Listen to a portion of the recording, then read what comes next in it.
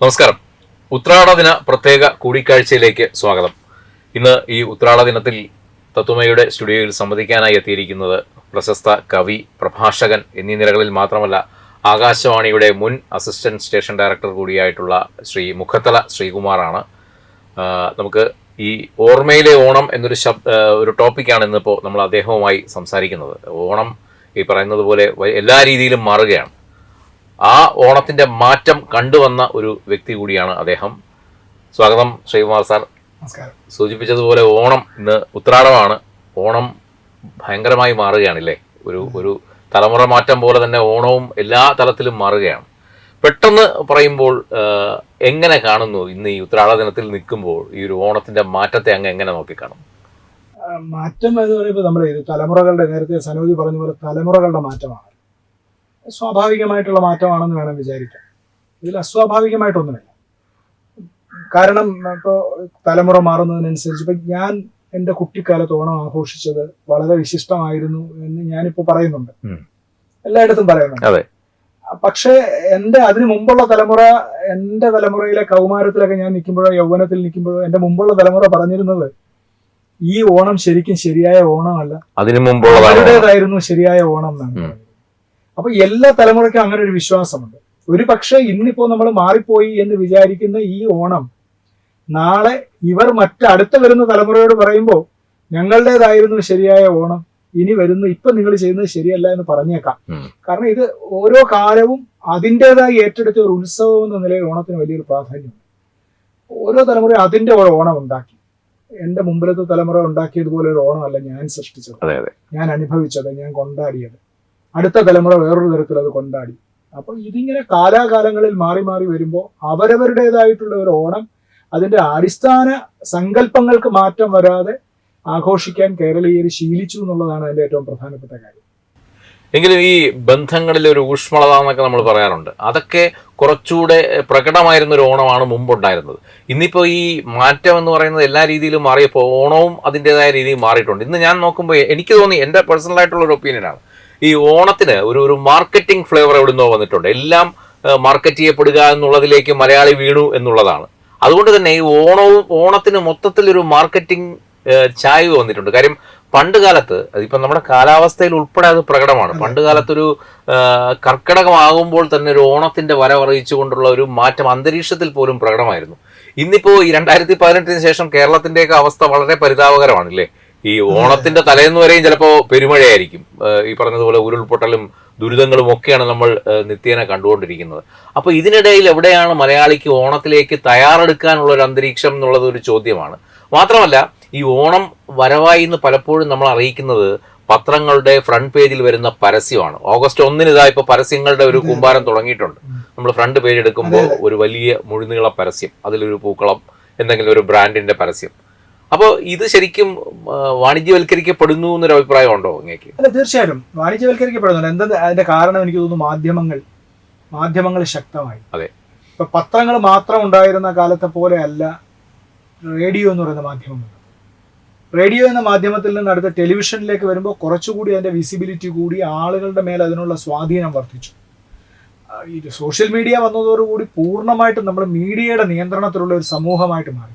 അതല്ല, മീഡിയയുടെ ഒരു മാനേജ്മെന്റും ആളുകൾക്ക് കിട്ടി എന്നുള്ളതാണ്. മാനേജ്മെന്റ് കിട്ടി. നമ്മൾ അതിനാൽ നിയന്ത്രിക്കപ്പെടുന്ന ഒരു സമൂഹമായി. നമ്മൾ വിചാരിക്കുന്നത് നമ്മളാണ് ഇതിനെ നിയന്ത്രിക്കുന്നതെന്നാണ്. പക്ഷെ അത് നമ്മളെ നിയന്ത്രിക്കുന്ന അവസ്ഥയിലേക്ക് മാറി. അപ്പോൾ പൂർണ്ണമായിട്ടും ഇതിനെ കമ്പോളം കീഴടക്കി എന്നുള്ള ഒരു സത്യമാണ് കേട്ടോ. ഇപ്പൊ നമ്മൾ പഴയ കലാരൂപങ്ങൾ, ഓണത്തിന്റെ പഴയ കലാരൂപങ്ങൾ, ഓണത്തിന്റെ കളികൾ എന്ന് പറയുന്നത് അവതരിപ്പിക്കുന്നത് പോലും ആരെങ്കിലും സ്പോൺസർ ചെയ്യുന്നുണ്ടാണ്. അല്ല, നമുക്ക് തോന്നിയിട്ടല്ല നമ്മൾ നമ്മൾ ഒരു കാലത്ത് ഇപ്പൊ തുമ്പി തുള്ളിയിരുന്നത് വീട്ടിലെ സ്ത്രീകൾ എല്ലാവരും കൂടെ ചേർന്നിട്ട് അവരുടെ വിനോദവും അവരുടെ ആഘോഷത്തിന്റെ ഭാഗം, ഒരു പാചകമൊക്കെ കഴിഞ്ഞ് അവരെല്ലാം കഴിഞ്ഞിട്ട് വന്നിരിക്കുന്ന അവരുടെ ഉല്ലാസത്തിന്റെ ഭാഗമായിരുന്നുവെങ്കിൽ ഇപ്പോൾ അത് ഏതെങ്കിലും ഒരു സമ്പന്നനായിട്ടുള്ള ഒരു സംഭവം, ഒരു കമ്പനി അല്ലെങ്കിൽ ഒരാൾ സ്പോൺസർ ചെയ്താൽ മാത്രമേ നടക്കൂ എന്ന നിലയിലേക്ക് മാറി. അപ്പം സനോജ് പറഞ്ഞ പൂർണ്ണമായിട്ട് ശരിയാണ്. അതിനെ കമ്പോളവൽക്കരിക്കപ്പെട്ടു. പക്ഷെ എങ്കിലും അതിന്റെ അടിയിൽ എവിടെയോ ഈ ഓണമെന്ന പദത്തിനകത്ത് അതിന്റെ എന്തോ ഒരു നന്മ അടങ്ങിയിട്ടുണ്ടെന്ന് വേണം പറയാൻ. അല്ല, ഇപ്പം അങ്ങൊരു എഴുത്തുകാരനാണ്, കവിയാണ്.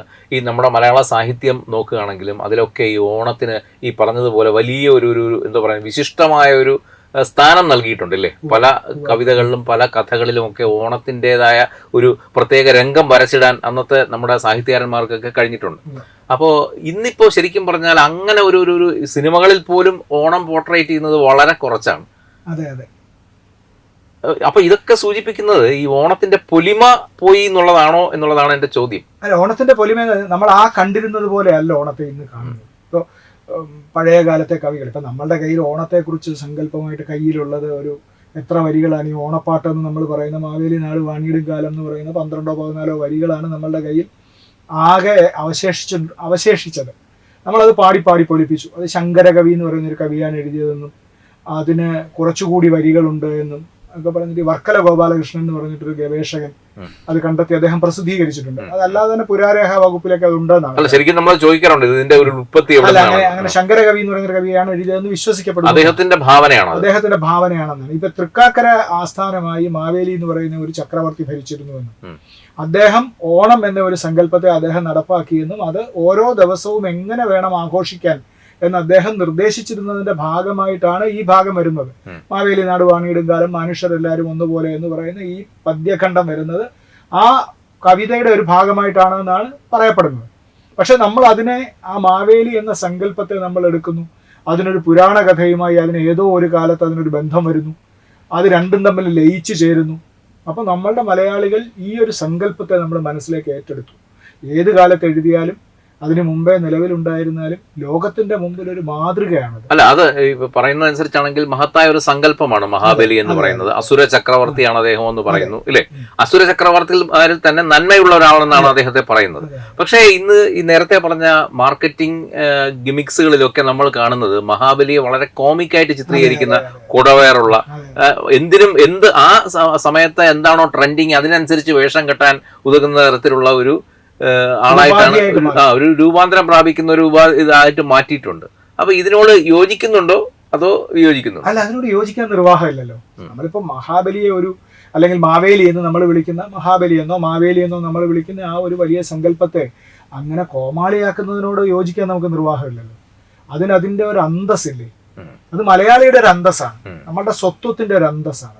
ഈ വൈലോപ്പിള്ളി ഓണപ്പാട്ടുകാർ എന്ന് പറയുന്ന കവിത എഴുതുമ്പോൾ പറയുമല്ലോ, അരിമയിൽ ഓണപ്പാട്ടുകൾ പാടി നമ്മൾ പല വഴി താണ്ടി, അത് ലോകത്തിന്റെ എല്ലാ ഭാഗത്തും ഇത്തരം സമത്വ സങ്കല്പങ്ങൾ ഉണ്ടായിരുന്നു എന്ന് പറഞ്ഞിട്ട് അദ്ദേഹം പറയുമല്ലോ. നഷ്ടവസന്ത സ്ഥലികളിൽ നിന്ന് സമർത്ഥ വസന്ത തടങ്ങളിലേക്ക് ഇളവറ്റു പറക്കും പക്ഷികൾ പോൽ ഇരുസന്ധ്യ തൊടുക്കും താരകൾ പോലെ. നമ്മൾ അങ്ങനെ വലിയ ഒരു സങ്കല്പത്തിലേക്ക്, ഒരു നഷ്ടവസന്തത്തിൽ നിന്ന് ഇനി വരാനിരിക്കുന്ന ഒരു സമർത്ഥ വസന്തത്തിന്റെ സ്വപ്നം കാണുന്ന ഒരു ഉത്സവത്തിന്റെ ആധികാരിക രൂപമാണ് മാവേലി. അപ്പൊ അതിനെ ഇങ്ങനെ ആക്കി തീർത്തത്, ഈ നേരത്തെ സനോജ് പറഞ്ഞ ഈ കച്ചവടത്തിന് വേണ്ടിയിട്ടാണ് അതിനെ അങ്ങനെ ആക്കി തീർത്തത്. ഈ കൊടവയറും കൊമ്പമീശയൊക്കെയുള്ള നമ്മളുടെ സങ്കല്പത്തിൽ, നമ്മുടെ സങ്കല്പത്തിന്റെ പരിമിതി കൊണ്ട് ഉണ്ടാക്കിയെടുത്താണ്, അല്ല നമ്മുടെ സങ്കല്പത്തിന്റെ സാധ്യത കൊണ്ടല്ല. പകരം മഹാബലി എങ്ങനെയും ഇരിക്കട്ടെ, പക്ഷെ ഇങ്ങനെ ആക്കാതിരിക്കാമല്ലോ. അതാണ് അതിന്റെ ഒരു പ്രശ്നം. ഈ നമ്മുടെ ഓണപ്പാട്ടുകളിലേക്ക് വരികയാണെങ്കിൽ ഇപ്പം അങ്ങ് പറഞ്ഞതുപോലെ ഈ പഴയ കവിതകൾ മുതൽ ഇങ്ങോട്ട് നമ്മൾ ചലച്ചിത്ര ഗാനങ്ങൾ നോക്കുകയാണെങ്കിലൊക്കെ അപ്പോഴപ്പോഴ വന്ന ഓരോ കവികളുടെയും ഭാവന അനുസരിച്ച് ഇതിന് പലവിധമായ രൂപപരിണാമങ്ങൾ കൊടുത്തിട്ടുണ്ട്. പക്ഷെ ഇപ്പോൾ വന്ന് ഏറ്റവും ഒടുവിൽ ഈ AI ടെക്നോളജിയൊക്കെ വരുമ്പോൾ ഈ പദങ്ങൾ പോലും, ഓണത്തിന്റെ പദങ്ങളൊന്നും ഇല്ലാത്ത ഓണപ്പാട്ടുകൾ എന്നുള്ള രീതിയിൽ, ഞാൻ ഇന്നലെ ഒരെണ്ണം കേൾക്കുകയായിരുന്നു, 5 മിനിറ്റ് പോലും കേൾക്കാൻ നമുക്ക് പറ്റില്ല എന്നുള്ളതാണ് മറ്റൊരു അവസ്ഥ. ഇത് ഈ പറഞ്ഞതുപോലെ DJ മിക്സായി വരികയാണ് ഈ സാധനം. അപ്പൊ അതിലും ഒരു മാറ്റം കാണുന്നു എന്നുള്ളതാണ്. വലിയ മാറ്റം വരുന്നുണ്ട്. ഇപ്പൊ ഈ കവിതകളൊക്കെ തന്നെ നമ്മുടെ മലയാളത്തിൽ പി കുഞ്ഞിരാമൻ നായർ എന്ന കവി അവധൂതനായി കാസർഗോഡ് ജനിച്ച് കേരളം മുഴുവൻ അവധൂതനായി സഞ്ചരിച്ചു. അദ്ദേഹത്തിന്റെ കവിയുടെ കാൽപ്പാടുകൾ എന്ന് പറയുന്നത് നിത്യകന്യകയെ തേടി എന്നാണ് ഒരു ആത്മകഥയുടെ പേര്. കവിതയാകുന്ന നിത്യകന്യകയെ തേടി സഞ്ചരിച്ച ആളാണ്. ഓണത്തെക്കുറിച്ച് 40-ലധികം കവിതകൾ എഴുതിയിട്ടുണ്ട്. അതുപോലെ മലയാളത്തിലെ എല്ലാ കവികളും എഴുതിയിട്ടുണ്ട്. പ്രശസ്തരായ ഗാനരചയിതാക്കളെല്ലാം ഓണത്തെക്കുറിച്ച് പാട്ട് എഴുതിയിട്ടുണ്ട്. ഇപ്പൊ കാണുന്ന പാട്ടുകൾ എന്ന് പറയുന്നത്, നേരത്തെ സനോജ് പറഞ്ഞ പോലെ ഞാനൊരു പാട്ട് കേട്ടു 2 ദിവസം മുമ്പ്. അതിനകത്ത് ശരിക്കും ഒരു വരി പോലും ഇല്ല കേട്ടോ. ഈ ഓണം എന്നൊരു വാക്കല്ലാതെ ഓണത്തെ സംബന്ധിക്കുന്നത് ഒന്നുമില്ലാത്ത വളരെ വിചിത്രമായ സംഗീതം നൽകിയിട്ടുള്ള ഒരു പാട്ട്. അത് യൂട്യൂബിൽ വരുന്നതിന് മുമ്പ് അതിനകത്തേക്ക് ആയിരക്കണക്കിന് ആളുകൾ അത് കാണുകയും അതിനെ അഭിനന്ദിക്കുകയും ചെയ്തിരിക്കുന്നു. അപ്പൊ അതൊരു അഭിരുചി മാറ്റമാണ്. നമ്മൾ ഈ പറയുന്ന ഓണമല്ല ആളുകളുടെ മനസ്സിൽ ഇപ്പോഴുണ്ടായിരിക്കുന്ന ഓണം എന്നാണ്. പുതിയ തലമുറയുടെയോ പഴയ തലമുറയുടെയോ മനസ്സിൽ ശരിക്കും പറഞ്ഞാൽ ഒരു മൂല്യച്യുതിയല്ലേ ഉണ്ടായിരിക്കുന്നത്. മൂല്യ തകർച്ച നമുക്ക് പറയാൻ വേണമെങ്കിൽ, പക്ഷെ അതാണ് ഇപ്പോഴത്തെ മൂല്യം എന്നും പറയണം നമ്മൾ. ഇപ്പോഴത്തെ മൂല്യം അതാണ്. അപ്പൊ ഇതിപ്പോഴത്തെ മൂല്യമാണെങ്കിൽ അടുത്തൊരു തലമുറയുടെ മൂല്യം എന്താവും എന്നുള്ളത് ഒരു ചോദ്യമാണ്. അറിഞ്ഞുകൂടാ, അത് ഈ നേരെ തിരിച്ചു വരുമോ അതല്ല കൂടുതൽ വഷളാവുമോ എന്ന് നമുക്ക് അറിഞ്ഞൂടാ. പക്ഷെ ആ മൂല്യത്തിനൊരു ക്ഷീണം സംഭവിച്ചിട്ടുണ്ട്. നമ്മളിപ്പോ ഈ സമത്വം എന്നൊക്കെ പറയുന്ന സംഭവം, നമ്മൾ ഓണത്തിന്റെ ഒരു സമത്വം എന്നൊക്കെ പറയുന്ന അത് നമ്മളിൽ നിന്ന് നഷ്ടപ്പെട്ടു പോയിട്ട് എത്രയോ കാലമായി. അല്ല, ഇപ്പൊ അങ്ങ് സാഹിത്യരംഗത്ത് തന്നെ ഉള്ള ഒരാളായതുകൊണ്ട് തന്നെയാണ് ഞാൻ വീണ്ടും ആ ചോദ്യത്തിലേക്ക് വരുന്നത്. ഈ ഓണവും സാഹിത്യവും തമ്മിൽ വലിയൊരു ബന്ധമുണ്ട്. ഈ ഓണത്തിൻ്റെതായ കുറെ പദങ്ങളുണ്ട് നമ്മൾ കേട്ട് ശീലിച്ചു വന്ന, അതൊക്കെ ശരിക്കും നമ്മുടെ സാഹിത്യത്തിൽ പലയിടത്തായി മഹാത്മാക്കൾ ഉപയോഗിച്ച പദങ്ങൾ കൂടിയാണ്. ഇപ്പൊ എം ടിയുടെ കഥകൾ വായിക്കുകയാണെങ്കിലും തകഴിയുടെ കഥകൾ വായിക്കുകയാണെങ്കിലും ഒക്കെ ഈ ഓണവും ഈ അതുമായി ബന്ധപ്പെട്ട പദങ്ങളും ഒക്കെ നമുക്ക് സുപരിചിതമാക്കി തന്നത് അവരൊക്കെയാണ്. പക്ഷേ ഈ പറഞ്ഞതുപോലെ ഇന്നത്തെ ഒരു തലമുറ ഇതിൽ നിന്നെല്ലാം ഒരു വിടുതലാണ്, ഇതെല്ലാം വിട്ടുപോവുകയാണ് അവരിൽ നിന്ന്. അപ്പോൾ അത് ശരിക്കും ഇനി അവരിലേക്ക് തിരിച്ചു കൊണ്ടുവരണമെങ്കിൽ അങ്ങേക്ക് എന്താണ് ഒരു അഭിപ്രായമായിട്ട് പറയാനുള്ളത്? ഈ വായനാശീലം ഒന്ന് നഷ്ടപ്പെട്ടു കഴിഞ്ഞു എന്നുള്ളതാണ് നമുക്ക്. അത് സാധ്യമാണെന്ന് തോന്നുന്നില്ല എന്ന് വേണം എനിക്ക് പറയാൻ. കുറച്ച് നെഗറ്റീവായിട്ടുള്ള ഉത്തരമാണ്. ഇനി നമുക്ക് ഈ പഴയ തരത്തിൽ ആ ഓണത്തിന്റെ ശരിയായിട്ടുള്ള പദങ്ങളെ, ഓണത്തിന്റെ ഒരു സങ്കല്പത്തെ, അതിന്റെ ഒരു കാവ്യാംശത്തെ, അതിന്റെ ഒരു ആദർശത്തെയൊക്കെ നമുക്കിനി തിരിച്ചു കൊണ്ടുവരിക എന്ന് പറയുന്നത് സാധ്യമാണോ എന്ന് എനിക്ക് നല്ല സംശയമുണ്ട്. കാരണം ഇതിനെല്ലാറ്റിനും ഒരു അടിസ്ഥാനം വേണ്ടേ. നമ്മളൊരു അടിസ്ഥാനത്തിന്മേലെ നമുക്ക് ശരിയായിട്ടൊരു നിർമ്മിതി സാധ്യമാവും. അപ്പോൾ നമ്മളുടെ കുട്ടികൾക്ക് ഭാഷയുടെ, സംസ്കാരത്തിന്റെ, ജീവിതത്തിന്റെ ഒരു അടിസ്ഥാനം വേണം. ആ അസ്ഥിവാരമാണ് നമ്മൾ ഇത്രയും കാലം കൊണ്ട് നമ്മളുടെ വിദ്യാഭ്യാസ പദ്ധതി കൊണ്ട്, നമ്മളുടെ പഠനം കൊണ്ട്, നമ്മൾ അതിനകത്തേക്ക് കുട്ടികളിലേക്ക് ചെലുത്തിയ സമ്മർദ്ദങ്ങൾ കൊണ്ടൊക്കെ നമ്മൾ ഇല്ലാതാക്കിയത് ഈ അസ്ഥിവാരമാണ്. ഈ അസ്ഥിവാരം ഇല്ലാതാക്കിയ ഒരു സ്ഥലത്ത് നമുക്കിനി ഇത് പണിഞ്ഞെടുക്കാൻ സാധ്യമല്ല. അല്ല, നമ്മളൊക്കെ സ്കൂൾ പഠിക്കുമ്പോൾ എനിക്ക് തോന്നുന്നു ഒരു 1ാം ക്ലാസ്സിലോ 2ാം ക്ലാസ്സിലോ കേരള പാഠാവലിയിൽ മാവേലി നടുവാണികളും കാലം പദ്യം തന്നെ പഠിക്കാനുണ്ടായിരുന്നു. ഓണം ആഘോഷത്തെക്കുറിച്ച് പഠിക്കാനുണ്ടായിരുന്നു. അന്ന് നമുക്ക് ഈ കോമ്പോസിഷനൊക്കെ എഴുതുമ്പോൾ ഓണത്തെക്കുറിച്ച് എഴുതാൻ പറയും. പക്ഷെ ഇന്ന് എന്റെ മക്കളൊക്കെ പഠിക്കുന്ന സ്കൂളിൽ അങ്ങനെ ഒരു എക്സസൈസ് ഞാൻ കാണുന്നില്ല. അപ്പൊ അത് ഒരു രൂപപരിണാമം തന്നെ അല്ലേ, മാറ്റമാണത്. ഇപ്പം ഹിന്ദിയിൽ പോലും നമ്മൾ ഓണം കേരൾക്കാന്നോ കേരളത്തിനോ ദേശീയ ത്യോഹാർ നമ്മള് ഹിന്ദിയിൽ പോലും അത് കോമ്പോസിഷൻ എഴുതിയിട്ടുണ്ട്. അപ്പൊ നമ്മുടെ പാഠ്യപദ്ധതിയിൽ നിന്ന് അത് പോയി, തലമുറയിൽ നിന്ന് തലമുറയിലേക്ക് ഇത് പകരാനുള്ള സാധ്യത പോയി. ഇപ്പൊ ഞാൻ ഓണത്തെ കുറിച്ച് കേൾക്കുന്നത് എന്റെ മുൻ തലമുറക്കാരിൽ നിന്നാണ്, അവർ പറഞ്ഞിട്ടാണ് ഞാൻ കേൾക്കുന്നത്.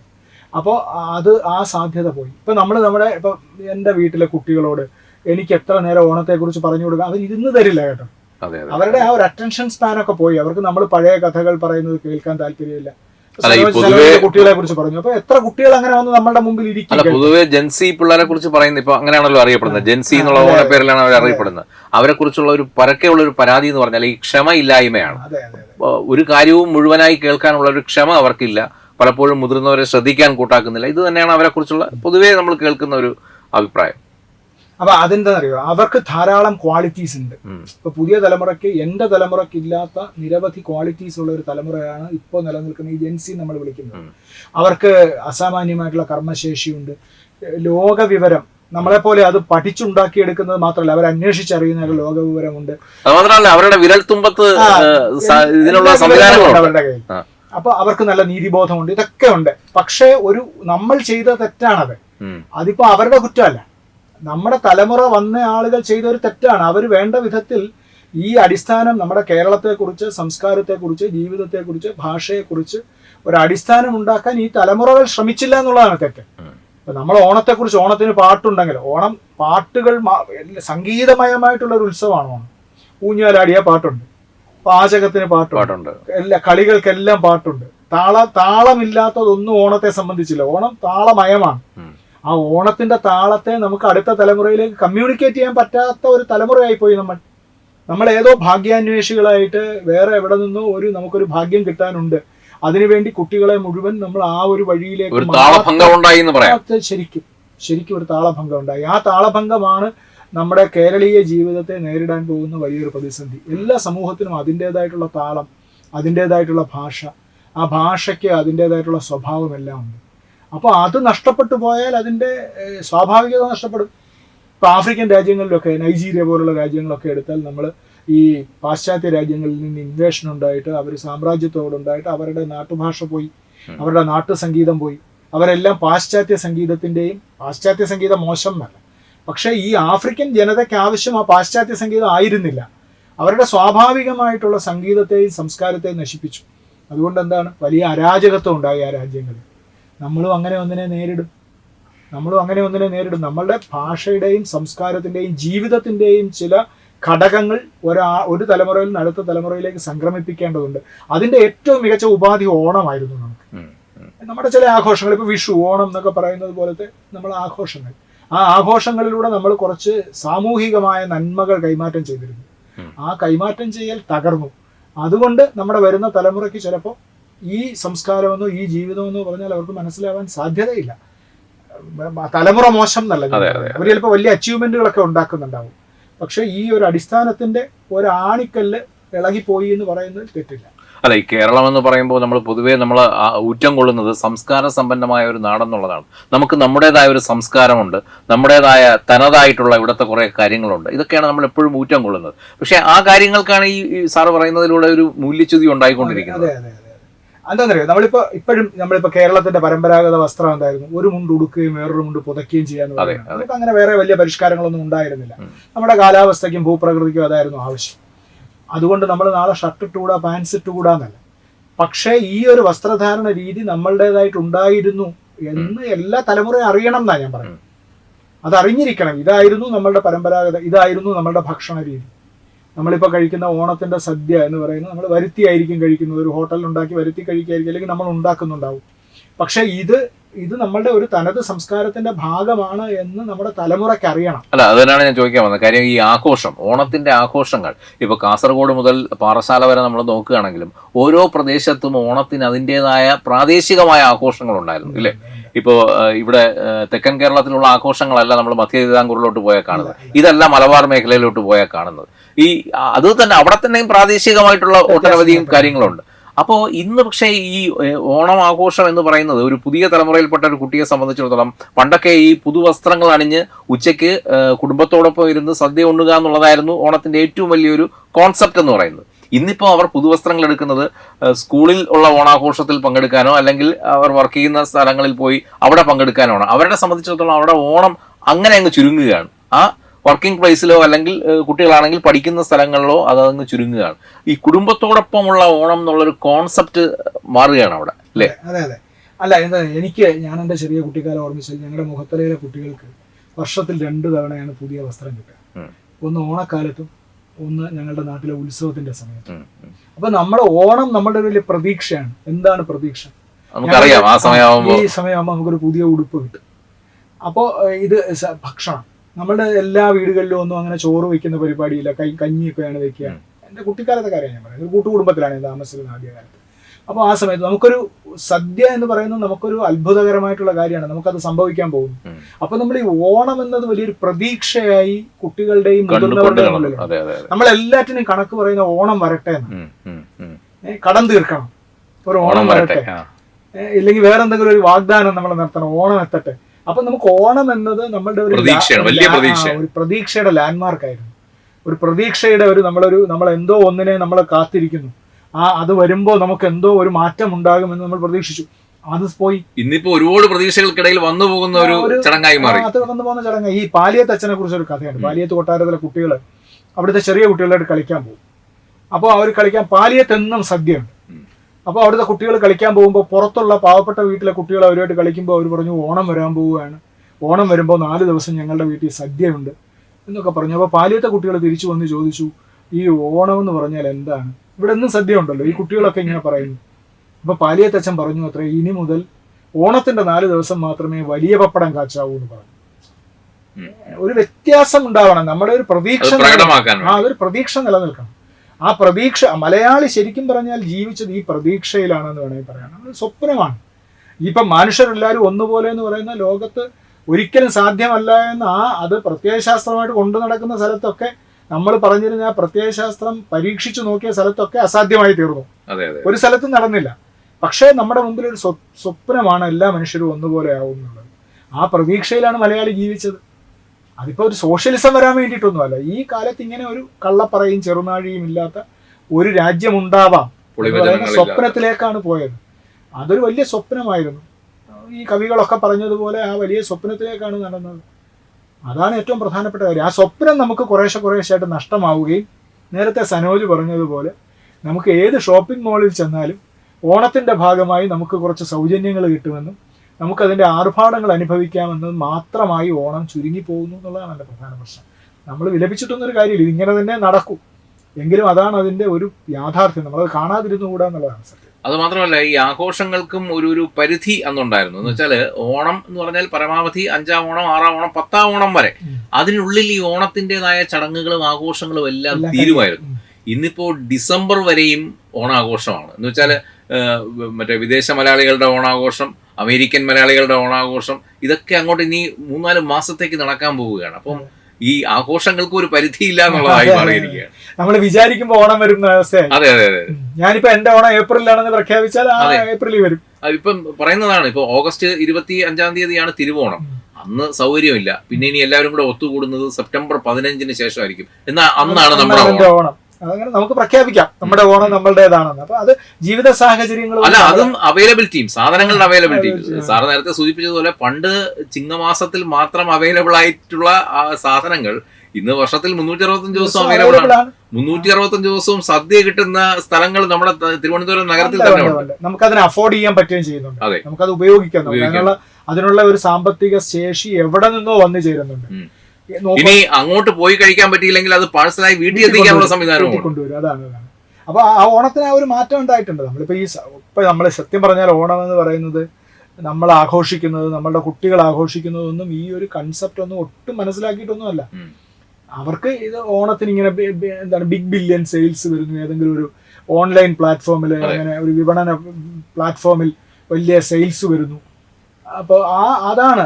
അപ്പൊ എല്ലാ ആഘോഷങ്ങളുടെയും മൂല്യം അങ്ങനെ കുറഞ്ഞിട്ടുണ്ട്. അതല്ല, മാത്രമല്ല ഈ മലയാളിയുടെ തനത് ആഘോഷം ഇന്ന് ബ്രാൻഡ് ചെയ്യപ്പെടുന്നത് വിശ്വോത്തര ബ്രാൻഡുകളാണെന്നുള്ളതാണ്. ഇപ്പൊ പീറ്റർ ഇംഗ്ലണ്ട് വലിയ ഇത് നടത്തുകയാണ്, ഡിസ്കൗണ്ട് സെയിൽ നടത്തുകയാണ് കേരളത്തിൽ ഓണത്തിന്. പീറ്റർ ഇംഗ്ലണ്ട് പോലുള്ള വിശ്വോത്തരമായ ഒരു ബ്രാൻഡ്. അതുപോലെ മറ്റേ ആപ്പിൾ ഫോണുകൾ, ഐഫോൺ ഈ സമയത്ത് ഭയങ്കര ഡിസ്കൗണ്ട് സെയിൽ നടത്തുകയാണ്. അപ്പൊ ഇത് എല്ലാവരും കൂടെ അങ്ങ് ഏറ്റെടുക്കുന്നത്. അതിനൊരു വേറൊരു കാരണം കൂടെ. നമ്മുടെ നാട്ടിൽ പണ്ട് തൊഴിലാളികൾക്കെല്ലാം ഓണക്കാലമാണല്ലോ നന്നാവേണ്ടത്. അതുകൊണ്ട് ഓണക്കാലത്ത് ബോണസ് അഡ്വാൻസും എല്ലാം കൊടുക്കുന്നത് ഓണക്കാലത്തായിരുന്നു. ഇത് നേരത്തെ ആരംഭിച്ചു കേട്ടോ. അപ്പൊ നമ്മൾ ആ കാലത്ത് വളരെ, ഇപ്പൊ കശുവണ്ടി തൊഴിലാളികൾ, ഞങ്ങളുടെ നാട് കശുവണ്ടി തൊഴിലാളികളുടെ ഒരു നാടാണ്. അപ്പൊ കശുവണ്ടി തൊഴിലാളികൾക്കെല്ലാം ബോണസ് കിട്ടുന്നത് ഈ ഓണക്കാലത്താണ്. അപ്പോൾ അതിനോടനുബന്ധിച്ച് കുറച്ച് കച്ചവടങ്ങൾ അതുമായിട്ട് ബന്ധപ്പെട്ട് പതുക്കെ വളർന്നു വരും. ഇപ്പൊ ഇത് വളർന്നിട്ട് ഇപ്പൊ അത് വലിയൊരു വിപണന സാധ്യതയുള്ള സംഭവമാണെന്ന് കണ്ടെത്തിയിട്ട് നമ്മൾ ഇതിനെ വിപണി മാത്രമാക്കി മാറ്റി. ഇതിന്റെ ബാക്കി എല്ലാ ഞാൻ നേരത്തെ പറഞ്ഞ ഈ പീറ്റർ ഇംഗ്ലണ്ടിന്റെ ഒരു മോശമായിട്ട് പറഞ്ഞതല്ല. പീറ്റർ ഇംഗ്ലണ്ട് ഒരു വശത്ത് കച്ചവടം പൊടിപൊടിക്കുമ്പോൾ തന്നെ മറുഭാഗത്ത് നമ്മുടെ തനത് കൈത്തറി വസ്ത്രങ്ങൾക്ക് മൂല്യമില്ലാതായി തീരുകയാണ്. ഉണ്ടായിരുന്ന കൈത്തറി ഫാക്ടറി അടച്ചുപൂട്ടി. അങ്ങനെ നമ്മുടെ ഇൻഡിജിനസ് ആയിട്ടുള്ള എല്ലാം പോയി.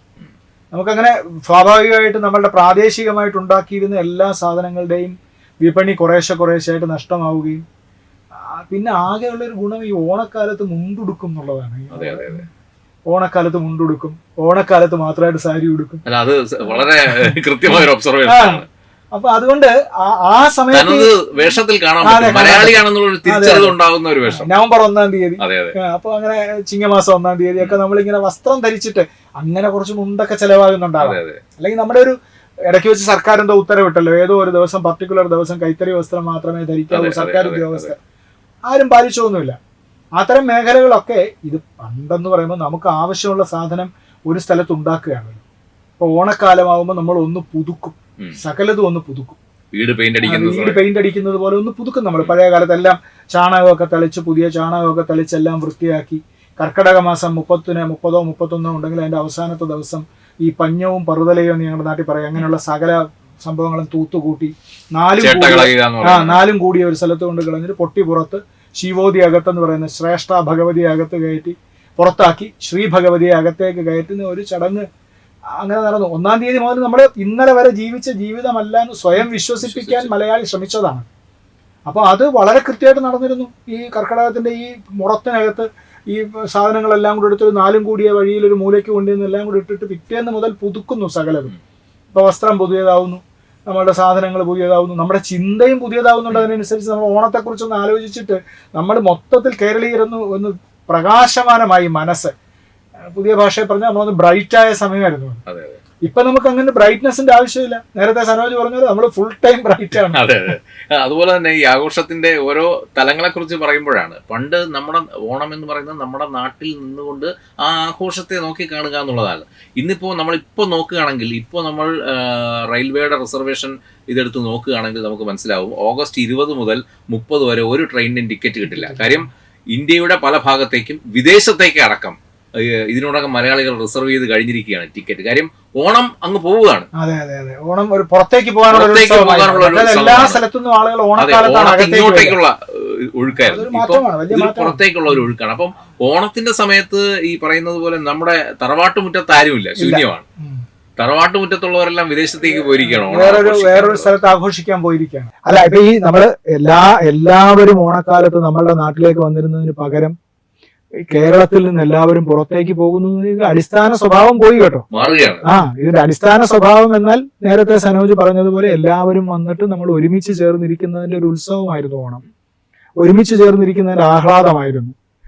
ഈ ONV സാറിന്റെ ഒരു കവിതയെ പറയുമല്ലോ, ഒരു മാവേലി എന്ന് പറയുന്നത് അന്നത്തെ അത്താഴത്തിന് വേണ്ടി അരിയും സാധനങ്ങളും ഒക്കെ വാങ്ങിച്ച് വരുന്ന, അധ്വാനം കഴിഞ്ഞ് വരുന്ന എൻ്റെ അച്ഛനാണ് ഞങ്ങളുടെ ഇന്നത്തെ മാവേലി എന്ന് പറയും. ആ തരത്തിൽ വരുന്ന ഒരു മാവേലിക്ക് പകരം നമ്മൾ ഈ മാവേലി ഓണം കാണാൻ, നമ്മളെ കാണാൻ ഇങ്ങോട്ട് വരുമെങ്കിൽ ആ പുള്ളിയെ ഇവിടെ ഉപേക്ഷിച്ചിട്ട് നമ്മൾ വിദേശത്തേക്ക് പോകുന്നു.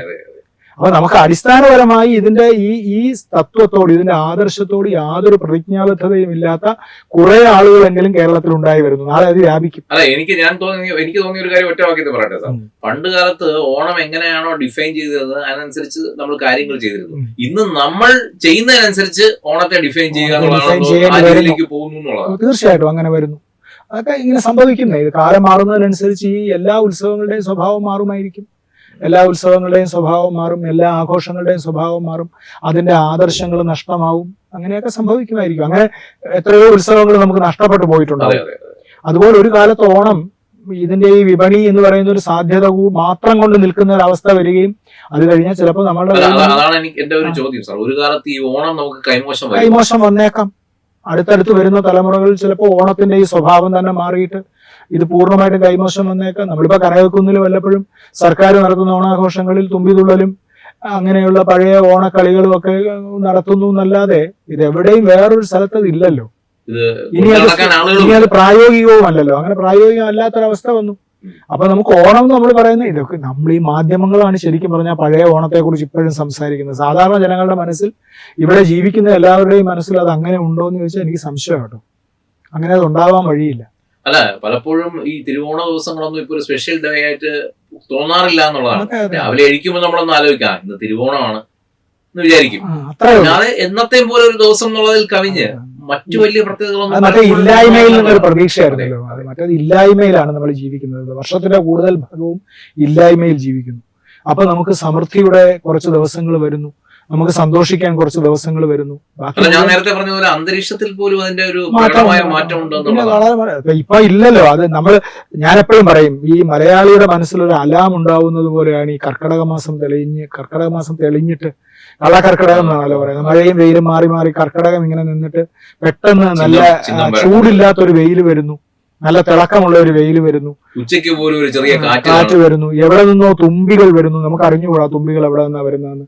ഏതോ സ്ഥലത്തുനിന്ന് തുമ്പികൾ വരുന്നു. പൂക്കളെല്ലാം, നമുക്ക് 2 വസന്തകാലം ഉണ്ട് എന്ന് പറയേണ്ടി വരും. ഏപ്രിൽ വസന്തകാലമാണ്, നമ്മുടെ മേടമാസം വസന്തകാലമാണ്. ചിങ്ങവും നമുക്കൊരു വസന്തകാലമാണ്. പുതിയ പൂക്കൾ ഉണ്ടാവുന്നു, എല്ലാ ചെടികളിലും ഒരു ആർജവം ഉണ്ടാവുന്നു. പകരം നമുക്ക് ഇടവപ്പാതി പെയ്യുന്നില്ല. ഇടവപ്പാതി എന്ന് പറയുന്നത് നമുക്ക് കൃത്യമായിട്ട് ഇടവപ്പാതി പെയ്തുകൊണ്ടിരുന്ന ഒരു സ്ഥലത്ത് നമുക്ക് ഇടവപ്പാതി പെയ്യുന്നില്ല. പകരം ആ മഴ പലപ്പോഴും ഓണത്തിനാണ് പെയ്യുന്നത്. അല്ല, ഇന്നിപ്പോ ഇടവപ്പാതി തുലാവർഷവും കേരളത്തിലില്ല, ഉള്ളത് ന്യൂനമർദ്ദവും. അതെ, ന്യൂനമർദ്ദ പാത്തി, അതിന്യൂനമർദ്ദം. പിന്നെ എവിടെയെങ്കിലും കൊടുങ്കാറ്റുണ്ടാവുമ്പോൾ അതിന്റെ ഭാഗമായിട്ട് കേരളത്തിൽ പെയ്യുന്ന മഴ, ഇതൊക്കെ നമുക്ക് നമ്മുടെ മുമ്പിലുള്ളൂ. അപ്പൊ കാലാവസ്ഥ ഗണ്യമായിട്ട് മാറി. ഇതൊരു കൊയ്ത്തിന്റെ ഉത്സവമായിരുന്നല്ലോ. ഇത് നമ്മള് വിത്തിട്ട് വളർത്തി ആ കതിര് കൊയ്ത് ഈ പ്രകൃതിയുമായിട്ട് വലിയ ബന്ധമുള്ള ഒരു ഉത്സവമായിരുന്നു ഓണം. ഇന്ന് ഈ നമ്മൾ നേരത്തെ പറഞ്ഞ ഈ രൂപപരിണാമം വരുമ്പോൾ ഇതില് പ്രകൃതിയുമായി എവിടെയാണ് ആ ബന്ധം എന്നുള്ളത് വലിയ ചോദ്യമാണ്. ഒട്ടുമില്ല. നമുക്ക് കൃഷി ഉണ്ടായിരുന്നത് കൊണ്ടാണത്. ഇത് പൂർണ്ണമായിട്ടൊരു കാർഷികോത്സവമാണല്ലോ. ഇതിനകത്ത് ഇതിന്റെ ഐതിഹ്യങ്ങളും മിത്തും എല്ലാം വരുമെങ്കിൽ ഇതൊരു കാർഷികോത്സവമായിരുന്നു. നമ്മൾ ഓണത്തെ കരുതി പച്ചക്കറി ഉണ്ടാക്കുക, ഓണത്തെ കരുതി നെല്ലുണ്ടാക്കുക, അങ്ങനെ നമ്മൾ അത് ശേഖരിച്ച് വെച്ചിരുന്നത് ആ ശേഖരിച്ചതിന്റെ ഒരു വർഷത്തിൽ അതുവരെ അധ്വാനിച്ചതിന്റെ ആഹ്ലാദമാണ് കേട്ടോ. അധ്വാനിച്ചതിന്റെ ആഹ്ലാദം നമ്മൾ കുറച്ച് ദിവസങ്ങൾ നടത്തിക്കൊണ്ടിരുന്നത്. ഇന്നപ്പുറത്ത് തൊട്ടപ്പുറത്ത് തമിഴ്നാട് എന്നുള്ള ഒരു സംസ്ഥാനം ഉള്ളത് കൊണ്ട് മാത്രം മലയാളിക്ക് പൂ വരുന്നു, അരി വരുന്നു, മറ്റ് പച്ചക്കറികൾ വരുന്നു, നമ്മൾ ഓണം ആഘോഷിക്കുന്നു. നമ്മൾ എന്ത് അന്തസ്സായിട്ട് നമ്മുടെ വയലെല്ലാം നികത്തി. ഞങ്ങളുടെ മുഖത്തലയിൽ വലിയ ഇല എന്നും ചെറിയ ഇല എന്നും 2 ഇല ഉണ്ടായിരുന്നു. വലിയ ഇല എന്ന് പറഞ്ഞാൽ നോക്കിയാൽ നോക്കത്താത്ത ദൂരത്തിൽ വയലായിരുന്നു. ആ വയൽ ഇപ്പോൾ നമ്മൾ അതുവഴി നടന്നു പോയാൽ ആ മുഖത്തലയിൽ നിന്ന് കൊല്ലത്തേക്ക് പോകുന്ന റോഡ് അതിനെ പകുത്തുകൊണ്ടാണ് പോകുന്നത്. കണിയാന്തോട് എന്ന് പറയുന്ന ഒരു തോടൊക്കെ ഉണ്ട്. ഇപ്പോൾ അവിടെ നോക്കിയാൽ അത് കാണാനേ ഇല്ല. മുഴുവൻ കെട്ടിടങ്ങളായി, മുഴുവൻ നികന്നു. മനുഷ്യരുടെ ആവശ്യമായിരിക്കും, ആളുകളുടെ എണ്ണം കൂടുന്നതിനനുസരിച്ച് മനുഷ്യർക്ക് താമസിക്കണമായിരിക്കും. പാർപ്പിടം അത്യാവശ്യം. പക്ഷെ പാർപ്പിടം അത്യാവശ്യമായിട്ട് വരുമ്പോൾ നമ്മുടെ ഈ നാരായവര് പിഴുത് നമ്മളത് ചെയ്യണമോ വേണ്ടത്, നമുക്ക് ആസൂത്രണം ഉണ്ടായില്ല. ഈ വയലിനെ സംരക്ഷിക്കേണ്ടതാണ് എന്ന് നമുക്കൊരു തോന്നലേ ഉണ്ടായില്ല. അപ്പൊ അത് ആസൂത്രണത്തിന്റെ കുഴപ്പമാണ്. അതത് കാലത്ത് ഭരിച്ച ആളുകൾക്കോ അതിനെ ആസൂത്രണം ചെയ്തവർക്കോ പ്രാദേശിക ഗവൺമെന്റുകൾക്കോ, ഇപ്പൊ ഉദാഹരണത്തിന് പഞ്ചായത്ത് പോലെയുള്ള നഗരസഭകൾ പോലെയുള്ളവർക്കോ ഇത് സംരക്ഷിക്കേണ്ടതാണെന്ന് ഒരു തോന്നലും ഉണ്ടായില്ല. താൽക്കാലിക ലാഭത്തിന് വേണ്ടി ഒരു നാടിനെ ഇല്ലാതാക്കുന്ന പ്രവൃത്തി നമ്മൾ ചെയ്തു എന്ന് പറഞ്ഞാൽ അതിനകത്ത് ഒരു അതിശയോക്തിയുമില്ല. അപ്രത്യക്ഷമായി പോയി ഇതല്ല. ഇപ്പൊ അങ്ങ് നേരത്തെ ഓണത്തിന് വരുന്ന തുമ്പികളെ കുറിച്ചും പൂക്കളെ കുറിച്ചും ഒക്കെ പറഞ്ഞു. ശരിക്കും ഇപ്പൊ ഞാൻ ഓർക്കുന്നത് ഒരു 10-15 വർഷം മുമ്പ് അങ്ങ് എനിക്ക് വേണ്ടി എഴുതി തന്നൊരു സ്ക്രിപ്റ്റ് ഉണ്ടായിരുന്നു ആകാശവാണി ഡോക്യുമെന്ററിക്ക്. നാട് നീങ്ങുന്ന നാട്ടുപൂക്കൾ എന്നായിരുന്നു അതിന്റെ ശീർഷകം. ശരിക്കും ഈ നാട്ടുപൂക്കൾ ഉപയോഗിച്ച് അത്തം ഒരുക്കുക എന്നുള്ളതാണ് 10 ദിവസം. അവസാനമാകുമ്പോൾ ഏറ്റവും വലിയ 10 കളത്തിലെ പൂക്കളം എന്നുള്ളതായിരുന്നല്ലോ നമ്മുടെ കോൺസെപ്റ്റ്. ഓരോ ദിവസം ഓരോ കളം കൂടി. ശരിക്കും ഇന്ന് ഇപ്പോ മലയാളികൾ ചെയ്യുന്നത് തൊട്ടടുത്ത പൂക്കളയിലേക്ക് പോകുന്നു, കുറെ ജമന്തിയും വാടാമുല്ലിയും പിച്ചിയും ഒക്കെ വാങ്ങുന്നു, ഓണത്തിന്റെ ദിവസം ഒരു അത്തപ്പൂ ഇട്ടു എന്ന് കാണിക്കുന്നു. അത് എന്തിനു വേണ്ടി? ഫേസ്ബുക്ക് സ്റ്റാറ്റസ് ആക്കാനോ റീലിന് വേണ്ടി മാത്രമാണ്. അതിനപ്പുറം ഇതിന്റെ കോൺസെപ്റ്റ് അറിയില്ല, ഇതിന്റെ ഒരു മഹത്വം അറിയില്ല, എന്താണ് ഏതൊക്കെ പൂക്കളാണ് ഇതിൽ ഉപയോഗിക്കേണ്ടതെന്ന് അറിയില്ല. ശരിക്കും അങ്ങനെ കുറെ ചിട്ടവട്ടങ്ങളൊക്കെ ഉണ്ട്. പൂക്കൾ ഇടുന്നതിനൊക്കെ ഓരോ ദിവസവും ഇന്നതിന്റെ പൂക്കൾ വെച്ചിടണം, ഇങ്ങനെ ഇടണം എന്നൊക്കെ വ്യവസ്ഥകളൊക്കെ ഉണ്ടല്ലോ. അപ്പൊ അതിനകത്ത് ഈ അടുത്ത കാലത്ത് പ്രൊഫസർ PR ലളിതമ്മ എന്ന് പറഞ്ഞിട്ട് നമ്മുടെ നാട്ടുഭാഷകളെ കുറിച്ചൊക്കെ വലിയൊരു ഗവേഷണമൊക്കെ നടത്തുന്ന നല്ല വളരെ വിദുഷിയായിട്ടുള്ള ഒരു ടീച്ചറാണ്. ടീച്ചർ എന്നോട് പറയുമ്പോൾ ടീച്ചർ പറഞ്ഞു പോകുന്ന വഴിക്ക് ടീച്ചർ പറഞ്ഞതാണ്, നമ്മൾ ഈ പൂക്കൾ ഇറുക്കുകയല്ല പണ്ട് ഓണത്തിന് ചെയ്തുകൊണ്ടിരുന്നത്, അടർന്നു വീണ പൂക്കൾ എടുക്കുകയാണ് ചെയ്തത്. പൂക്കൾ ഇടാൻ എനിക്ക് വല്ലാതെ സ്ട്രൈക്ക് ചെയ്തു. ആ അടർന്നു വീണ പൂക്കൾ എടുത്താണ് നമ്മൾ പൂക്കൾ ഇടുന്നത്. നമ്മളെ പൂവിറുക്കൽ എന്ന് പറയുന്ന ഒരു ഹിംസ പോലും അതിനകത്തില്ല. അത് മാത്രമല്ല സാറേ, ഇപ്പൊ എന്നെ സംബന്ധിച്ചിടത്തോളം വളരെ നൊസ്റ്റാൾജിക് ഫീലിംഗ് ഉള്ള ഒരു സാധനമാണ് ഈ പുലർവട്ടം എന്ന് പറയുന്ന ഒരു സാധനം. ഈ പുലർവട്ടം നമ്മൾ എവിടെയെങ്കിലും വായിക്കുമ്പോൾ നമുക്ക് ഓർമ്മ വരുന്നത് ഈ ഓണത്തിന് പൂ പറിക്കാൻ പോകുന്ന പോയിട്ട് പൂക്കൾ മാത്രമല്ല നമ്മൾ പുലർവട്ടം. അതൊരു കളക്റ്റീവായിട്ടുള്ള കാര്യമാണല്ലോ, എല്ലാവരും കൂടെ ഒരുമിച്ചാണല്ലോ. എല്ലാവരും കൂടെ ഒരുമിച്ച് പോയി പൂക്കളൊക്കെ ശേഖരിച്ചു കൊണ്ടുവന്ന് നമ്മൾ പൂക്കളം ഇടുന്നു. പൂക്കളത്തിന്റെ ഭംഗിയല്ലല്ലോ ഇപ്പൊ നമ്മൾ പൂക്കളം ഡിസൈൻ ഒക്കെ ചെയ്ത് അതിനകത്ത് പല പല പൊടികളൊക്കെ ആ ഒരു വൃത്തത്തിൽ നിറയുന്ന പൂക്കളാണ്. അതിനകത്ത് നമ്മളത് എല്ലാവരും ചേർന്ന് പൂക്കൾ അടുക്കുന്നു എന്നുള്ളതാണ് അതിന്റെ. അല്ലാതെ അതിന്റെ ഭംഗിയും അതിന്റെ വ്യാപ്തി അതിന്റെ ആർട്ടിസ്റ്റിക് ആയിട്ടുള്ള സൗന്ദര്യം അതൊന്നും അല്ല നോക്കിയത്. അപ്പൊ അതിനകത്ത് ഒരുമിച്ച് ചേർന്ന് നമ്മൾ ഈ പൂക്കളം ഇട്ട് അതിനൊരു ലക്ഷ്യമുണ്ടല്ലോ, നമ്മൾ ഈ മഹാബലിയെ വരവേൽക്കാൻ വേണ്ടിയിട്ടാണ് ചെയ്യുന്നത്. മഹാബലിയെ വരവേൽക്കണം. ഈ ഓണത്തിന് വരുമ്പോ ഒരില ഇട്ടിട്ട് അതിനകത്ത് ഭക്ഷണം വിളമ്പി നേരെ മാറ്റി വെച്ചിട്ട് അത് അദ്ദേഹം വന്ന് കഴിക്കുമെന്ന വിശ്വാസത്തിൽ എല്ലാ വീട്ടിലും ഒരില ചോറങ്ങനെ മാവേലിക്ക് വേണ്ടി നീക്കി വെച്ചിരുന്നു. അപ്പൊ അത് ഞാൻ ചോദിക്കാൻ പറയുകയാണ് സാർ. ഇപ്പം വടക്ക്, മധ്യ തിരുവിതാംകൂർ, തെക്ക് ഈ 3 ഭാഗത്തും സദ്യക്കുമുണ്ട് വ്യത്യാസങ്ങളുണ്ട്. പക്ഷെ ഈ ഓണത്തിന്റേതായ കോൺസെപ്റ്റിൽ സദ്യകൾക്ക് ചില പ്രാധാന്യം ഉണ്ടായിരുന്നു. എന്തൊക്കെ വിഭവങ്ങൾ അത് ഏതൊക്കെ ഓർഡറിൽ വെക്കണമെന്ന്. പക്ഷെ ഇന്നിപ്പോ കാറ്ററിംഗുകാർ തീരുമാനിക്കുന്ന രീതിയിലാണ് ഇത് പോകുന്നത്. ഇന്നിപ്പോ മുട്ടായി വരെ ഉണ്ട് ഇതിനകത്ത്, അല്ലെ? വർണ്ണക്കടലാസിൽ പറഞ്ഞ മുട്ടായി വരെ ഉണ്ട് ഇതിനകത്ത്. മാത്രമല്ല ഈ ചെറിയ ചെറിയ ഡെപ്പികളിലല്ലേ കൊണ്ടുവരുന്നത്. ഒരു 50 ഡെപ്പി കാണുമല്ലോ. ഒരു സദ്യ ആകുമ്പോൾ ഒരു 50 ചെറിയ ചെറിയ പാത്രങ്ങൾ കാണാം. അപ്പൊ അതിൽ നിന്ന് എടുത്ത് നമുക്ക് സൗകര്യമുള്ള എടുത്ത് ഒഴിക്കുക എന്നുള്ളതാണ്. സദ്യയുടെ വിളമ്പലിന്റെ ക്രമമൊന്നും അങ്ങനെ നോക്കുന്നില്ലല്ലോ. ഇതല്ല നമ്മളെ ആത്യന്തിക ലക്ഷ്യം എന്ന് പറയുന്നത്. നമുക്ക് ഈ മാവേലി വരും. ഞാനിത് ഓർമ്മിച്ചത് ഒരു തമാശ. നമ്മളെ ക്രിസോസ്റ്റം തിരുമേനി ഉണ്ടല്ലോ, തമാശ പറയുന്ന ആളാണ്. അപ്പൊ ഒരു ഓണത്തിന് അദ്ദേഹവുമായി നമ്മളൊരു ഷൂട്ടിന് അദ്ദേഹമായിട്ടൊരു ഓണം, അപ്പൊ നമ്മള് സദ്യ ഒരു കാറ്ററിംഗിലാണ് അറേഞ്ച് ചെയ്തിരുന്നത്. അവിടുത്തെ ആറന്മുളക്കടുത്തുള്ള കോഴഞ്ചേരിക്കടുത്തുള്ള. അപ്പൊ ഈ സദ്യ വിഭവം വന്നപ്പോ ഈ കാറ്ററിംഗുകാരന്റെ പരസ്യം അടിച്ച ഒരു കാർഡും ഒരു മുട്ടായി അതിൽ സ്റ്റേപ്പിൾ ചെയ്ത ഒരു സാധനം കൂടെ വെച്ചിട്ടുണ്ട്. അപ്പൊ അദ്ദേഹം ചോദിച്ചു, ഇത് ഓണത്തിന്റെ പുതിയ വിഭവം? അത് അദ്ദേഹത്തിന്റേതായ ശൈലിയിൽ അത് ചോദിച്ചു എന്നുള്ളതാണ്. അല്ല, അങ്ങനെ ആവുന്നുണ്ട്. അപ്പൊ നമുക്ക് ഇതെല്ലാം നമ്മൾ മാവേലിയെ വരവേൽക്കാനാണ് ചെയ്തുകൊണ്ടിരുന്നത്. നമുക്ക് അപ്പൊ ഒരു ആത്യന്തിക ലക്ഷ്യമുണ്ട്. നമുക്ക് ഇതിന്റെ ഒരു ലക്ഷ്യമുണ്ട്. ഈ ലക്ഷ്യം എന്ന് പറയുന്നത് നമ്മൾ മാവേലിയെ വരവേൽക്കുക. അങ്ങനെ ഒരു വിശിഷ്ട സന്ദർശനം ഉണ്ടാവും. അത് ഏറ്റവും സമൂഹത്തിലെ ഏറ്റവും എളിയവന് വേണ്ടിയിട്ടാണ് ആ സന്ദർശനം. വൈലോപ്പിള്ളിയുടെ തുമ്പപ്പൂ എന്ന് പറയുന്ന കവിതയുണ്ട്. മാവേലി വരുന്നു. മാവേലി വരുമ്പോൾ അദ്ദേഹം വന്നിട്ട് അദ്ദേഹം നോക്കുമ്പോൾ പലതരം പൂക്കൾ നിൽക്കുന്നു, പല വലിപ്പത്തിലുള്ളത്, പല നിറത്തിലുള്ളത്. അപ്പൊ അദ്ദേഹം എല്ലാത്തിനെയും തഴുകി തലോടിയിട്ട് ഒടുവിൽ വന്നിട്ട് അദ്ദേഹം കുനിയുന്നു. അദ്ദേഹം കുനിഞ്ഞിട്ട് ഒരു വെളുത്ത പൂവെടുത്ത് അദ്ദേഹത്തിന്റെ നെറുകയിൽ വെക്കുന്നു. അതാണ് ഓണത്തിന്റെ പൂവ്, തുമ്പപ്പൂവ്. അതിന് മണമില്ല, അതിന് നിറമില്ല, അതിന് വലിപ്പമില്ല. നമുക്ക് കണ്ണിൽപ്പെടുന്ന സ്ഥലത്തല്ല നിൽക്കുന്നത്. അങ്ങനെ കണ്ണിൽപ്പെടാതെ പോകുന്ന, വലിപ്പമില്ലാത്ത, ആർഭാടമില്ലാത്ത, നിറമില്ലാത്ത ഏറ്റവും എളിയ ജീവിതത്തിന് വേണ്ടിയിട്ടുള്ളതാണ് ഓണം. ഒരു പാദത്തിന്റെ ആകൃതിയാണ് അതിന്. അപ്പൊ അതാണ് ഓണത്തിന്റെ ശരിയായ സങ്കല്പം. ഏറ്റവും എളിയവന് വേണ്ടിയിട്ടാണ്. ഏറ്റവും എളിയവന് സമൃദ്ധി ഉണ്ടാവുക എന്ന് പറയുന്ന സ്വപ്നവും ലക്ഷ്യവും അതിനുണ്ടായിരുന്നു. ഇനിയിപ്പോ ഈ ഒരു 10 ദിവസം കൂടെ കഴിഞ്ഞാൽ നാടൊട്ട് ഈ പൂക്കളങ്ങൾ കാണാം.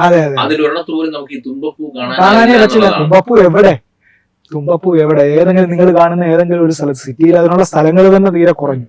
ആ കാണുന്ന സ്ഥലത്ത് കാട് പിടിച്ചു നിൽക്കുന്ന ഒരു സ്ഥലത്ത് നിങ്ങൾക്ക് അതിൽ നിന്നൊരു തുമ്പപ്പൂ കണ്ടെത്താൻ വളരെ പ്രയാസം. ഒന്നുമില്ല, കാക്കപ്പൂവില്ല, മുക്കുറ്റിയില്ല.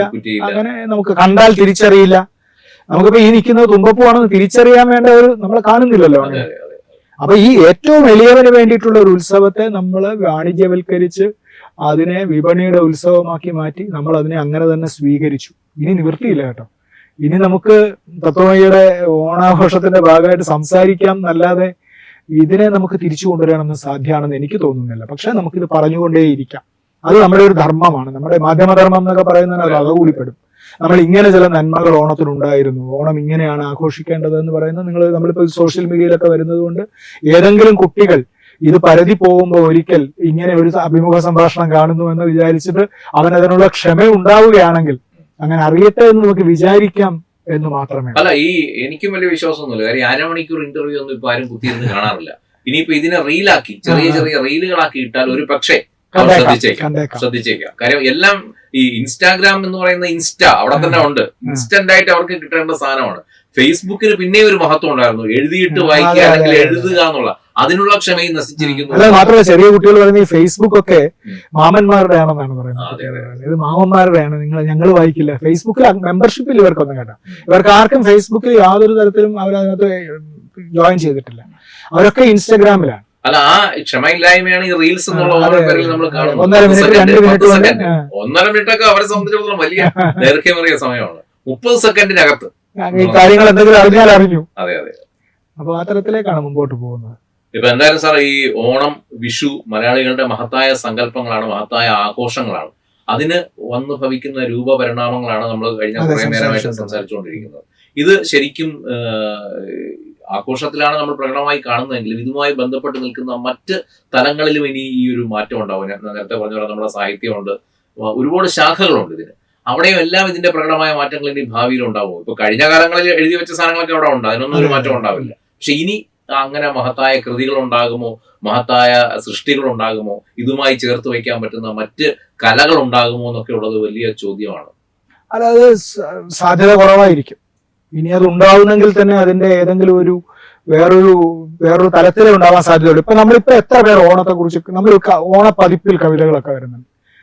മറ്റേത് ഏതെങ്കിലും ഒരു കവി ഓണത്തെ കുറിച്ച് ഒരു കവിത എഴുതിയിരിക്കും. നമ്മളിപ്പോ ഒരു ഓണപ്പതിപ്പിനകത്ത് എടുത്താൽ ഇപ്പൊ ഓണപ്പതിപ്പ് എടുത്ത് നിങ്ങൾ നോക്കിയാൽ ഓണപ്പതിപ്പിൽ ഓണത്തെ കുറിച്ചുള്ള കവിതകൾ ഉണ്ടാവണമെന്നൊരു നിർബന്ധമില്ല. നമുക്ക് അങ്ങനെ ശാഠ്യം പിടിക്കാനും പറ്റില്ല.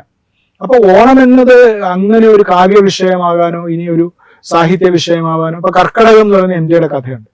കർക്കടകം എന്ന് പറയുന്ന കഥ കർക്കടക മാസത്തിൽ ആ ഒരു കുട്ടിക്ക് അവൻ പള്ളിക്കൂടത്തിൽ നിന്ന് വരുമ്പോൾ അവന്റെ വീട്ടിലുണ്ടാകുന്ന കടുത്ത ദാരിദ്ര്യത്തിന്റെ ഭാഗമായിട്ട് അവന് ഭക്ഷണം കിട്ടാതെ പോകുന്നതിന്റെ കഥയാണ്. പടക്കം എന്ന് പറയുന്ന കഥയുണ്ട്. വിഷുവിന് പടക്കം പൊട്ടിക്കാൻ പറ്റാതെ പോകുന്ന കുട്ടിയുടെ കഥയാണ്. അതൊന്നും ഇനി അങ്ങോട്ട് നമുക്ക് അത്തരം ഏതെങ്കിലും ഒരു തരത്തിൽ ഇതിന്റെ ഒരു വിഷയമാകുമോ എന്നുള്ള നമ്മൾ ആലോചിക്കും അതിനകത്ത്. പിന്നെ പൊതുവെ തന്നെ ചിന്ത കുറയുന്നില്ലേ. ഇപ്പൊ ഈ നമ്മളിപ്പോ പറഞ്ഞ സോഷ്യൽ മീഡിയയിലൊക്കെ വരുമ്പോൾ 2 തരത്തിലാണ്. ഒന്ന്, വളരെ ഗാഢമായി ചിന്തിക്കുന്ന യുവാക്കളുടെ ഒരു വിഭാഗവും ഒട്ടുമേ ആലോചിക്കാത്തവരുടെ ഒരു വിഭാഗവും. രണ്ടും ഉണ്ട് ഇപ്പോ കേട്ടോ. നമ്മൾ തീരെ കുട്ടികൾ മുഴുവൻ ചിന്തിക്കാത്തവരാണെന്ന് പറയാൻ നിർവാഹമില്ല. വളരെ ആഴത്തിൽ ചിന്തിക്കുന്ന ഒരു ഗ്രൂപ്പുണ്ട്, ഒട്ടും ആലോചിക്കാത്തവരുടെ ഒരു ഗ്രൂപ്പുണ്ട്. അതായിരിക്കും ഭൂരിപക്ഷം. ചിലപ്പോൾ ഒട്ടും ആലോചിക്കാത്തവർ വളരെ പെട്ടെന്ന് അവരെ ഏതെങ്കിലും തരത്തിലേക്ക് ആകർഷിക്കാൻ പറ്റുന്ന ഏതെങ്കിലും ഇപ്പൊ തിന്മയിലേക്കും ആകർഷിക്കാം. ഇപ്പൊ നമ്മള് ഓപ്പറേഷൻ തൂഫാനൊക്കെ നടക്കുന്നു, ലഹരിയിലേക്കൊക്കെ കുട്ടികൾ എന്തുകൊണ്ട് നമ്മൾ നോക്കുമ്പോൾ ഈയാമ്പാറ്റ പോലെയാണ് ആകർഷിക്കപ്പെടുന്നത്. മലയാളിയെ സംബന്ധിച്ചിടത്തോളം ഓണം ഈ പറയുന്നത് പോലെ ലഹരി തീർക്കുന്ന അതൊരു വലിയ മാറ്റമായിരുന്നു. കേരളത്തിൽ ഏറ്റവും കൂടുതൽ മദ്യം വിറ്റഴിയുന്ന ഒരു സമയം ചാലക്കുടി. നമ്മള് ഓരോ നാലാം കഴിയുമ്പോഴും ഇതിന്റെ കണക്ക് വരുന്നുണ്ട്. അല്ല, എന്റെ ഒന്നും കുട്ടിക്കാലത്ത് മദ്യപിക്കുന്ന ആളുകൾ ഉണ്ടായിരുന്നു, പക്ഷെ മദ്യപാനം ഒരു സാമൂഹിക നന്മയായിരുന്നില്ല. ഇപ്പൊ ഓണക്കാലത്ത് എല്ലാവരും ചേർന്നിരുന്ന് മദ്യപിക്കുക എന്ന് പറയുന്നത് അതൊരു പതിവില്ല. കുറച്ചു പേര് കള്ള് ഷാപ്പിലാ പോകുന്നത്. അല്ല, നമ്മൾ പറഞ്ഞ രൂപപരിണാമം അതിലുണ്ട്. ചിലർക്ക് ഇന്ന് അവരുടെ ഫ്ലാറ്റ് മുറിയിൽ അടച്ചിരുന്ന് 24 മണിക്കൂറുള്ള സേവയാണ് അവരുടെ ഓണം. നമ്മളിപ്പോ എന്ത് കാര്യത്തിനും നമ്മൾ ഒരുമിച്ച് മദ്യപിക്കാം എന്നൊരവസ്ഥ, ആഘോഷിക്കണമെങ്കിൽ അതിന്റെ കൂടെ മദ്യം വേണം എന്നൊരവസ്ഥയിലേക്ക് മാറിയില്ലേ. ഞാൻ പറഞ്ഞതാണ്, എന്റെ കുട്ടിക്കാലത്തൊക്കെ മദ്യപിക്കുന്ന ആളുകൾ കള്ളാണ് കുടിക്കുന്നത്. ചാരായമൊക്കെ പിന്നെ വരുന്നത്, ചാരായമൊന്നും ഉണ്ട്, പക്ഷെ കള്ള് ഷാപ്പുകളിൽ പോകും. അത് തന്നെ വളരെ കുറവാണ്. കുടിക്കുന്നത് ഒരു അപരാധമാണ് അക്കാലത്ത് എല്ലാവരും രഹസ്യമായിട്ടാണ്. തലയിൽ കണ്ടിട്ട് കള്ളു കുടിക്കാൻ പോകുന്ന പഴയ സിനിമകളിലൊക്കെ കാണാം. അപ്പൊ അതൊരു തെറ്റായ കാര്യമാണെന്ന് ആളുകൾ വിചാരിച്ചു. നമ്മളിപ്പോ കുട്ടികളൊക്കെ തന്നെ, ചെറിയ പ്രായക്കാരൊക്കെ തന്നെ മദ്യപിക്കാൻ വേണ്ടിയിട്ട് അവരുടെ സ്ത്രീകളും പുരുഷന്മാരും എല്ലാം, അത് ഒരു സോഷ്യലി അത് അവരൊരു സ്വീകരിക്കുമ്പോൾ അതൊരു നന്മയായി മാറും. നമ്മൾ അതിനെ വിമർശിക്കാനൊന്നും നമുക്ക് തയ്യാറല്ല ഞാൻ. പക്ഷേ അങ്ങനെ ഒരു മാറ്റം അതിനകത്ത് ഉണ്ടായിട്ടുണ്ട്. ഇപ്പൊ ഓണം ഒരു മദ്യത്തിന്റെ ഉത്സവമായി, ഓണം ആഡംബര വസ്തുക്കളുടെ ഒരു ഉത്സവമായി, ഓണം ഇതുപോലെ വിദേശ യാത്രകളും വിനോദയാത്രകളുടെയും ഒന്നായിട്ട് മാറി. അപ്പൊ ഓണത്തിന് വലിയ രൂപപരിണാമവും ഭാവപരിണാമവും വരുന്നു. കുട്ടികളോടൊക്കെ ചോദിച്ചാൽ മാവേലി എന്നൊന്നും പറഞ്ഞാൽ ചിലപ്പോൾ പിടിയില്ലായിരിക്കും. എനിക്ക് അറിഞ്ഞുകൂടാ അതിനെ പറ്റിയൊന്നും. അല്ല, നാളെ ഒരു കാലത്ത് ഈ മാവേലി എന്നുള്ള കോൺസെപ്റ്റ് മാറ്റിയിട്ട് ഇതൊരു പഴഞ്ചനാണെന്ന് തോന്നി ഈ രൂപത്തെ മാറ്റി അവർ ഡിസൈൻ ചെയ്യുന്ന ഒരു പുതിയ രൂപം വന്നുകൂടായില്ല. അതൊക്കെ അക്സെപ്റ്റ് ചെയ്തപ്പെട്ടേക്കാം. ഇപ്പൊ കൊറിയയിലുള്ള ഏതെങ്കിലും രൂപത്തിൽ ഒരു മാവേലി ഉണ്ടാക്കാമല്ലോ. കൊറിയയാണല്ലോ ഇപ്പോഴത്തെ പിള്ളേർക്കെല്ലാം കൊറിയനിൽ വലിയ താല്പര്യമാണ്. സോപ്പ് പേപ്പറുകളിലൊക്കെ അവരുടെ വലിയ കൊറിയൻ സീരിയലൊക്കെ കാണുന്നു പിള്ളേർ ധാരാളം പേര്. അപ്പൊ ഇനി നാളെ അങ്ങനെ ഇതിനൊക്കെ ഇതൊന്നും നമുക്കിപ്പോ കൃത്യമായി നമുക്ക് നിയമം മൂലം നിയന്ത്രിക്കാൻ പറ്റുന്ന ഒരു കാര്യമല്ല. ഒരു സമൂഹം അതെ, ഒരു സമൂഹം തീരുമാനിക്കുന്നതാണ്. ആ സമൂഹം ആഗ്രഹിക്കുന്നത് പോലെ അത് ഉണ്ടായിത്തീരും. പിന്നെ ഈ നമ്മളെ പോലെ ഒരു ന്യൂനപക്ഷം ഇതിനകത്ത് ഇത് നഷ്ടപ്പെട്ടു പോയേ എന്ന് നമ്മൾ ഇടയ്ക്കിടയ്ക്ക് പറയും. അപ്പൊ പറയുന്നത് ചിലപ്പോ ഏതെങ്കിലും ഒരു സ്ഥലത്ത് സ്പർശിച്ചേക്കാമെന്ന് മാത്രമേ ഉള്ളൂ. ഏതായാലും ഇന്ന് ഉത്രാടമാണ്. ഉത്രാട ദിവസം ഈ കുറെ പഴയ ഓണം ഓർമ്മകൾ നമുക്ക് ഓർത്തെടുക്കാൻ പറ്റി. ഒപ്പം പുതിയ ഓണം എങ്ങനെയായിരിക്കണം എന്നൊക്കെ ഉള്ളത് വലിയ രീതിയിൽ സംസാരിക്കാൻ പറ്റി. തത്വമയുടെ സ്റ്റുഡിയോയിലെത്തി ഇത്തരം ചിന്തകളും കാര്യങ്ങളും ഒക്കെ പങ്കുവച്ചതിന് വളരെയധികം നന്ദി. സന്തോഷം. നമ്മൾ പറഞ്ഞു പറഞ്ഞത് മൊത്തം നെഗറ്റീവായി പോയെന്ന് എനിക്കൊരു സംശയം. ഇല്ല, നമ്മള് സത്യമായ കാര്യങ്ങൾ അതങ്ങനെയല്ല. ഓണം എപ്പോഴും ഉണ്ടെന്ന് തന്നെ നമ്മൾ വിചാരിക്കുകയും ഇതിന്റെ ഇടയിലും സാറിപ്പോ പറഞ്ഞതുകൊണ്ട് പറയാണ്, ആശ്വാസം നൽകുന്ന ഒരു കാര്യം, ആഘോഷിക്കാൻ നമ്മളിപ്പോഴും റെഡിയാണ്. എന്താണ് വൈലോപ്പള്ളി പറഞ്ഞ പോലെ ഹൃദയ നിമന്ത്രിത സുന്ദര സത്യം എന്ന് പറഞ്ഞതുപോലെ നമ്മുടെ മനസ്സ് മന്ത്രിക്കുന്ന വളരെ സുന്ദരമായ ഒരു സത്യമായി ഓണം ഇപ്പോഴും ഉണ്ട് എന്നത് ഒരു ആശ്വാസം നൽകുന്ന കാര്യമാണ്. അത് നിലനിൽക്കുമെന്ന് പ്രത്യാശിച്ചുകൊണ്ട് നമുക്ക് ഇത് അവസാനിപ്പിക്കാം. ഓണത്തെ കുറിച്ച് താങ്കൾ എഴുതിയ ഏതെങ്കിലും ഒരു കവിതകളിൽ പരാമർശം? ഒരു കവിതയും ഇല്ല. എഴുതിയിട്ടുണ്ട് ഞാൻ, പക്ഷെ എന്റെ ഇല്ല. അപ്പൊ എന്തായാലും എല്ലാവർക്കും സമൃദ്ധവും സന്തോഷപ്രദവുമായിട്ടുള്ള ഓണം ഉണ്ടാവട്ടെ. മാവേലിയെക്കുറിച്ചുള്ള ചിന്ത എല്ലാ കേരളീയന്റെയും മനസ്സിൽ നിലവിളക്ക് കൊളുത്തി വെച്ചതുപോലെ നിത്യം ഭാസുരമായിരിക്കട്ടെ എന്ന് ആശംസിച്ചുകൊണ്ട് നിർത്താം. എനിക്കും സന്തോഷം. നന്ദി. നമസ്കാരം.